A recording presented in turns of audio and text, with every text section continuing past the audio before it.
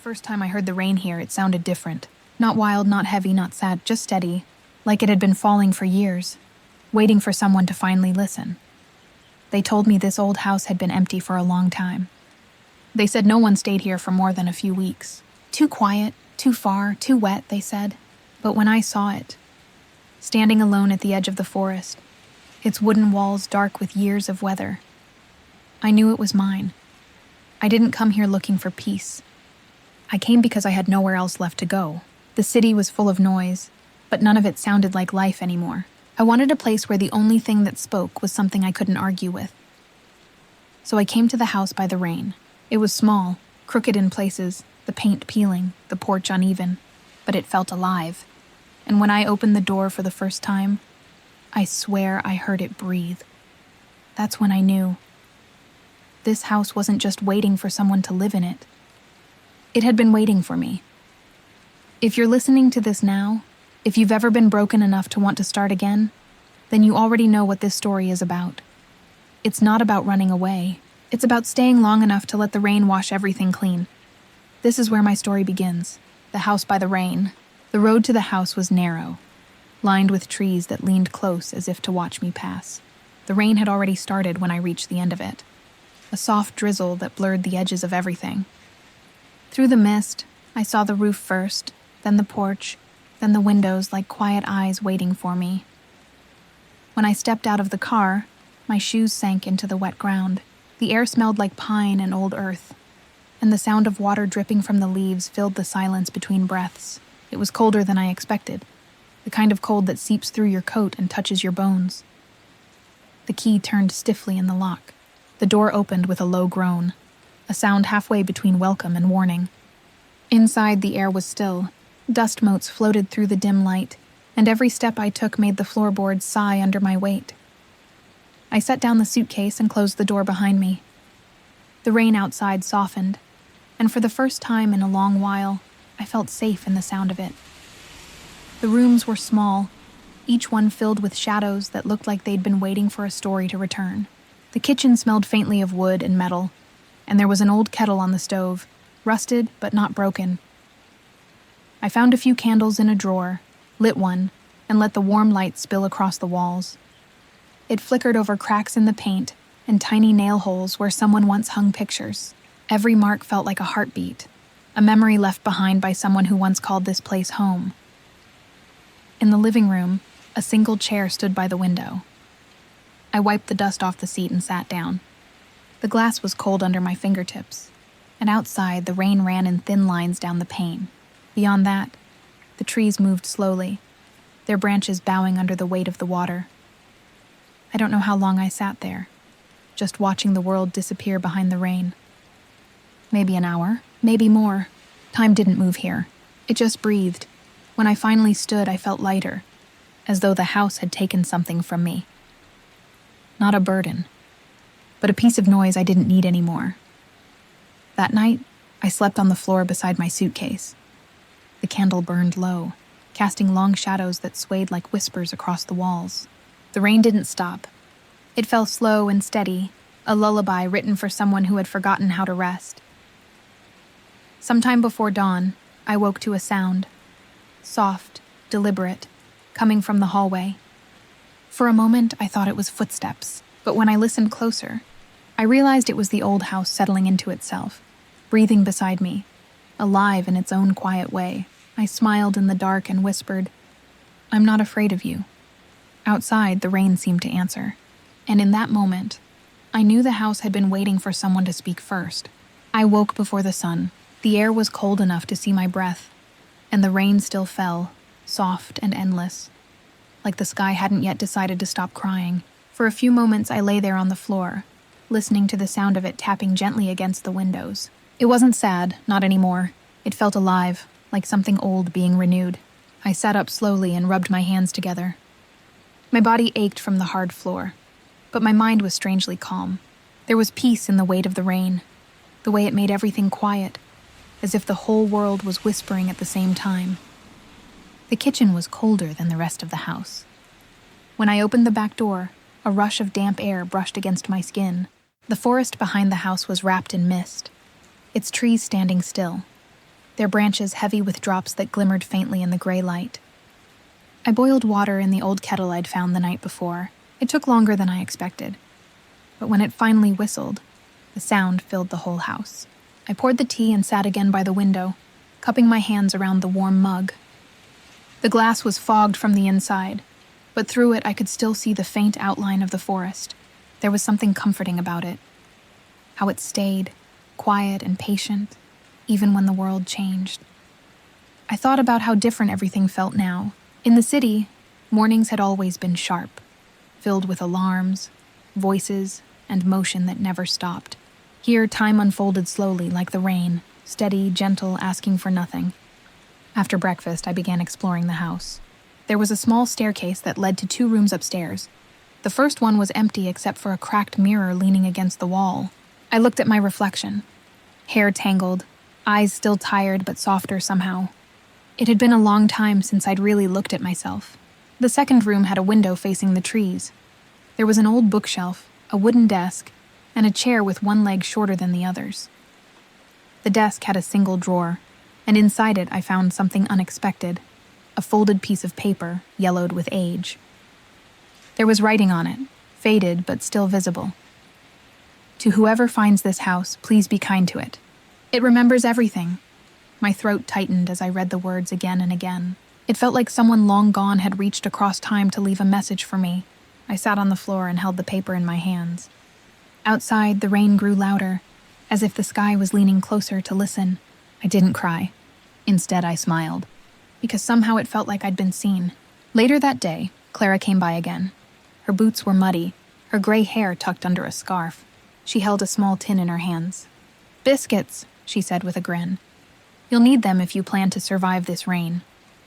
I laughed and invited her inside. She looked around the room, her eyes tracing the old beams, the cracked walls, the faint glow of the candle. "This place feels different already," she said softly. "I think it's happier." "Do houses feel that?" I asked. Clara smiled. "The old ones do. They remember kindness, and pain too, if you let it stay too long." We talked for hours, about small things mostly. The town, the bakery, the sound the river made when it flooded in spring. I listened more than I spoke. Her voice had a rhythm like the rain outside, steady, healing, safe. Before she left, she touched the door frame and said, "You chose well. This house needed someone who listens." When she was gone, I stood there for a long time, watching the rain slide down the window in thin silver lines. I thought about the note I'd found upstairs. It remembers everything. Maybe we're all like that, just old houses carrying echoes of the people who once loved us. That night, I opened my notebook and wrote, "Maybe starting over isn't about forgetting. Maybe it's about learning how to stay." Then I closed the book, blew out the candle, and let the rain sing me to sleep. The next morning came slow and gray. The sound of rain was still there, softer now, like the sky was breathing instead of crying. I didn't rush to move. I sat up, wrapped myself in the old blanket, and let the sound settle into my chest. Every morning here felt new, as if the house was teaching me how to exist again. The air smelled of wet pine, the kind of smell that makes you remember things you never lived. When I walked upstairs, the room with the desk still felt different. The note I had found the day before lay on the wood, its paper curled slightly at the corners from the damp. I ran my fingers over the words again. Please be kind to it. It remembers everything. There was something strange about that line. It felt less like a warning and more like a prayer. I started opening the other drawers, slowly, carefully, as if the wood might break if I hurried. Most of them were empty, just the scent of time, a bit of dust, and the faint outline of where things used to be. But in the bottom drawer, beneath a thin layer of newspaper, I found another letter. This one was sealed. The envelope had no name, only 2 words written in faded ink. For you. My heart stopped for a moment. I don't know why. Maybe because it felt too much like fate, like the house had been saving it for me. I sat at the desk, listened to the rain gathering against the glass, and slowly opened the envelope.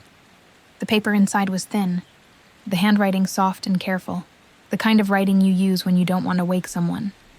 It read, "If you found this, you've come far enough to stay." This house holds everything you refuse to say out loud. When you listen, it listens back. When you cry, it rains a little harder. And when you begin to love again, you'll hear the roof stop leaking. I stared at the words until they blurred into the light. It didn't make sense, and yet it did. The rain outside had grown steady again, like punctuation to the letter's rhythm.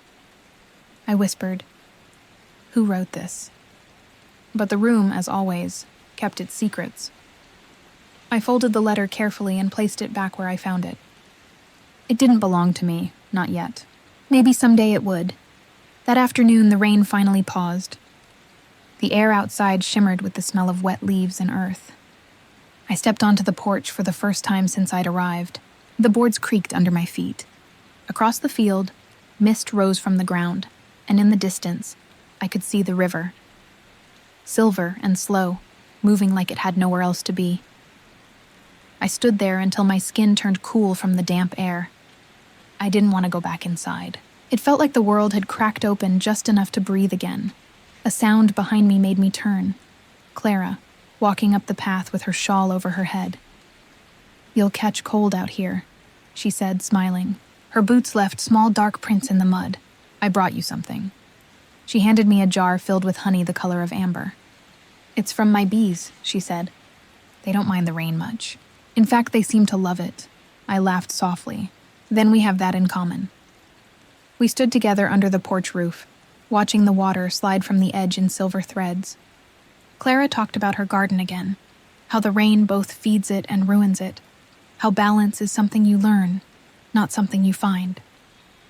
I listened, but part of me was still thinking about the letter. When there was a quiet pause, I asked her, "Do you know who lived here before me?" Clara hesitated. For the first time, her eyes drifted toward the woods. "A writer, I think," she said finally, though no one ever saw him much. He kept to himself, but he was kind. He used to leave food on my porch when my husband was sick. One day, he just stopped coming. The house has been empty since. Something inside me shifted. I didn't ask more. Some stories are better left unfinished. That evening, the rain returned. Not a storm, just the steady kind that fills the silence perfectly. I sat at the desk again, lit a candle, and opened my notebook. This time I didn't think. I just wrote. The rain doesn't ask for permission to fall, it just does. And maybe that's what healing is. Learning to exist without asking if you're allowed to. When I put the pen down, the candle flame wavered, and I felt something warm move through the house. A kind of quiet gratitude, as if the walls themselves had exhaled. I looked toward the window. The rain shimmered in the candlelight. The forest beyond it was a blur of silver and green. For the first time in years, I didn't feel like I was waiting for someone to come back. I felt like I had finally come home. The rain had changed its rhythm. It no longer fell in endless sheets, but in soft bursts that came and went, like the sky was learning to breathe again. That morning, the house was colder than usual. The air carried the faint scent of damp wood and something sweet, wildflowers maybe, carried in from the fields. I opened the window to let the smell in, and the breeze swept through the curtains, brushing my face. It was in that quiet moment that I heard it. A sound from upstairs, soft, slow, like footsteps across the old wooden floor. I froze. For a second, I thought it was the rain playing tricks on my ears, but it came again. A long creak, then another. I climbed the stairs, each step groaning under my weight.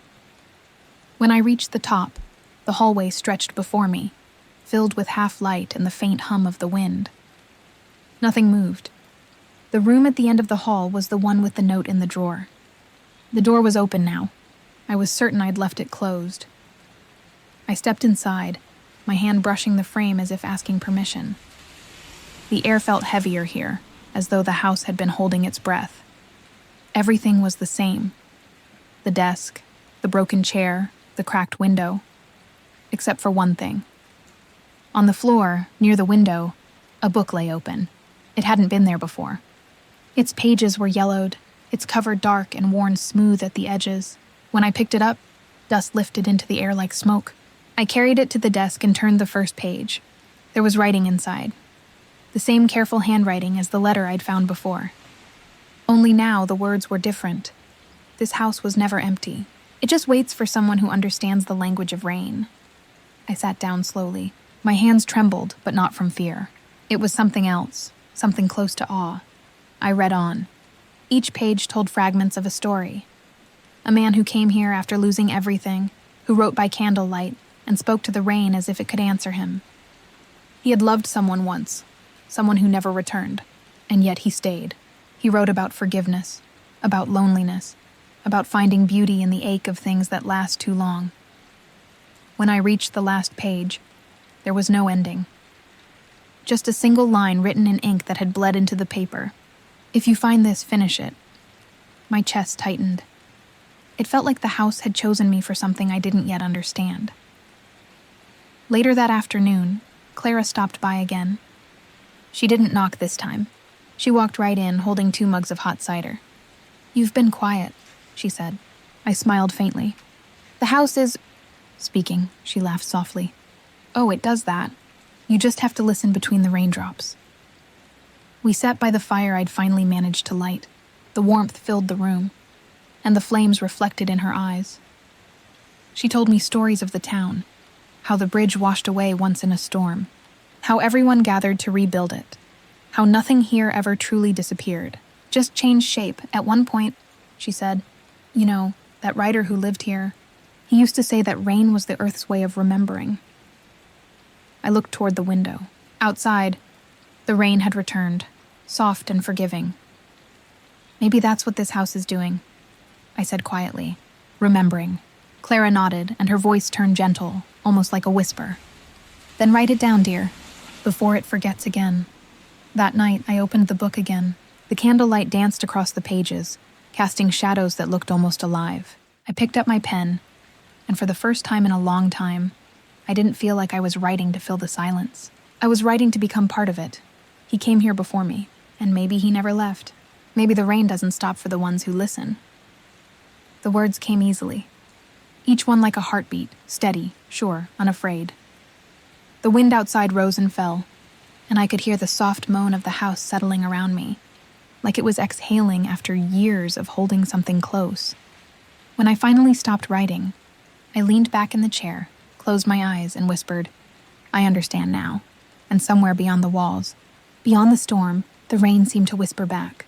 The morning after I found the book, the light felt different. It was softer, warmer, as if the clouds had thinned just enough for the sun to peek through.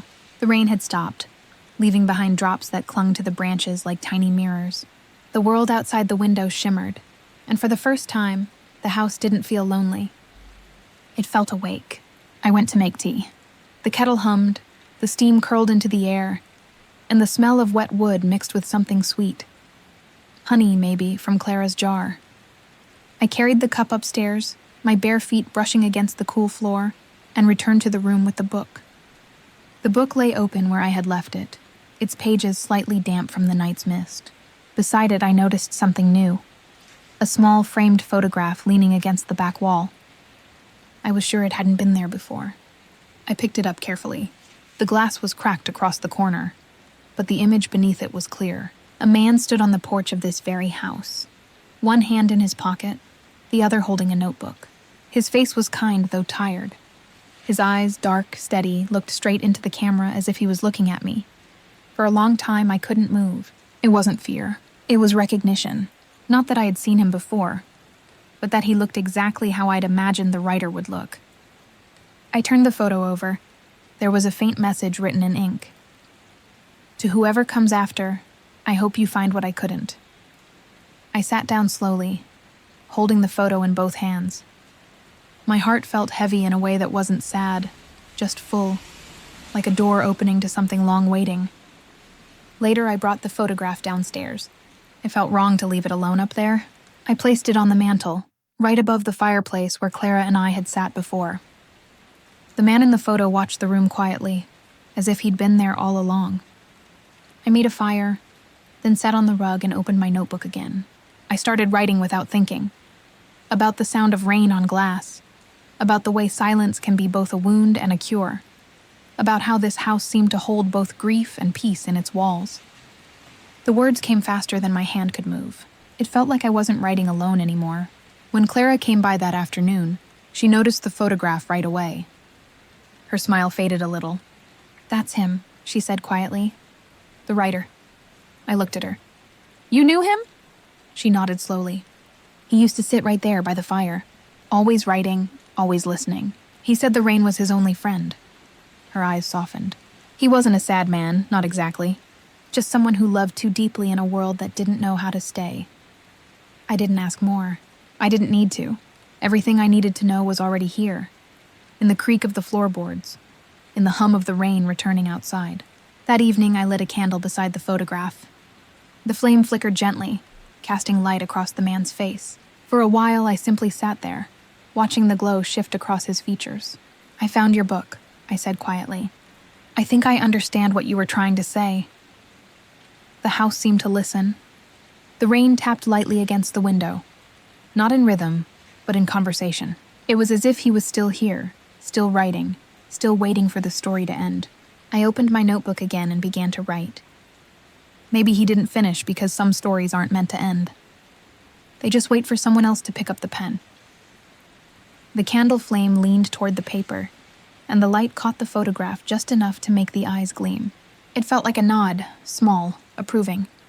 I smiled. "Don't worry," I whispered. "I'll take care of it." And as the night deepened, and the rain fell again, I wrote until the fire burned low, the pages filled, and the sound of the world outside became the sound of something healing. The next morning, the house smelled like smoke and rain. The fire from the night before had burned itself to ashes, and the faint gray light of dawn slipped through the window like a ghost. I sat on the edge of the old chair, still half lost in the quiet that followed a night of too much writing. My notebook lay open on the table, its pages covered in words that looked both mine and not mine. I ran my fingers over the ink, feeling the pulse of the story that wasn't finished yet, the story he had left behind. When I went upstairs to the room where I found the photograph, the air was heavy, damp, but calm in a way that felt almost sacred. I pulled open the bottom drawer of the desk, just to see if anything else had been left, and there it was, another envelope. This one was smaller, its edges curled and stained. It had no name, no address, only a single mark pressed into the paper, a small circle drawn in ink, like the outline of a raindrop. I held it for a long time before opening it. Inside was a folded letter, written in the same careful hand I'd come to know. The paper smelled faintly of smoke and salt. It read, "If you've stayed this long, you've already heard it. The sound the house makes when it rains. It isn't sorrow, it's memory. It remembers everyone who ever sat by its fire, everyone who ever spoke kindly to the silence. The house doesn't want to be saved. It only wants to keep the rain company." I paused, my breath catching in my throat. The next lines were written lighter, as if the writer's hand had trembled. "If you're the one who came after me, you'll know what I mean when I say this. Some things aren't meant to be forgotten. Some homes are made of listening." Then, at the bottom of the page, one last line stood alone. "Tell her I forgave her." I read it again. And again, each time the words grew heavier, like stones dropped into still water. Who was her? His wife? The one who left? The one he wrote about in those pages? I didn't know, but I could feel the weight of it, the way forgiveness fills a room like light. That evening, the rain returned. It came slowly, starting as a whisper against the porch, then growing into a steady hum that wrapped the house in sound. I took the letter downstairs, placed it beside the photograph on the mantel, and sat across from it. The man in the picture looked calm now, his expression almost soft in the flicker of the candlelight. The letter beside him seemed to belong there, as if the two had finally found each other again. I whispered into the quiet, "She knows." I didn't know who I was speaking for, him or myself. But it didn't matter. The house seemed to understand. The rain grew louder, and I closed my eyes, letting the sound fill me until there was no space left for thought. In that moment, I realized something I hadn't before. The story wasn't just his. It was the house's, and now it was mine too. When the storm finally eased, I opened my notebook again. The candle was almost gone, but there was still enough light to write. I've lived 1,000 lives in this house without moving once. The rain carries them all. It forgives what we can't say out loud. I stopped, pen hovering over the paper. Then, without planning to, I added one more line. Tell him I forgive him too. The words came from somewhere deeper than thought, from a place the rain had been washing clean all this time. I set the pen down. Outside, the first light of dawn touched the trees. The storm was over, and for the first time, the house was completely still. It had been 3 days since the rain stopped. The sky had turned the color of faded paper, and the air carried the faint smell of earth drying after too much water. For the first time since I'd arrived, the silence around the house felt empty again.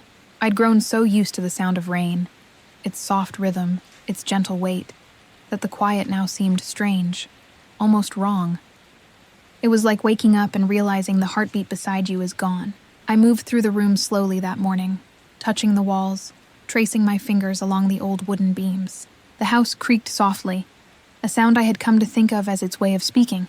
I wondered if it missed the rain too. The photograph and the letter still rested on the mantel. I hadn't moved them. Every night before I slept, I'd glance at them. The man who stayed, the letter he left, the silence that still held his name. I was standing there when I heard it, a sound from outside. A car maybe, or footsteps crunching against the damp gravel. No one ever came this far up the road, so I went to the window. Through the thin veil of fog, I saw a figure walking toward the house, a woman. She moved slowly, as if she already knew the path by heart. When she reached the porch, I opened the door before she could knock. She stopped when she saw me, gray hair tied back, a scarf around her neck, and eyes that carried too many yesterdays. I used to live here, she said softly. Her voice broke something inside me. It wasn't surprise. It was the recognition of a story finally returning home. We sat at the table and I made her tea. She didn't speak for a long time, just looked around the room as if counting the ghosts that hadn't left. Finally, she said, "My name is Evelyn." The name felt familiar, like something I had read in one of his letters. I waited, letting her find her own rhythm in the silence. She looked toward the mantel, saw the photograph and the letter.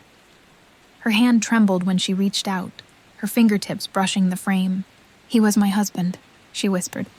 The room felt smaller suddenly, the air thicker. Outside, the wind moved through the trees like breath through a sleeping body. "I didn't know anyone had come here," she said after a while. "I didn't know if the house still stood." "It did," I said quietly. "It was waiting."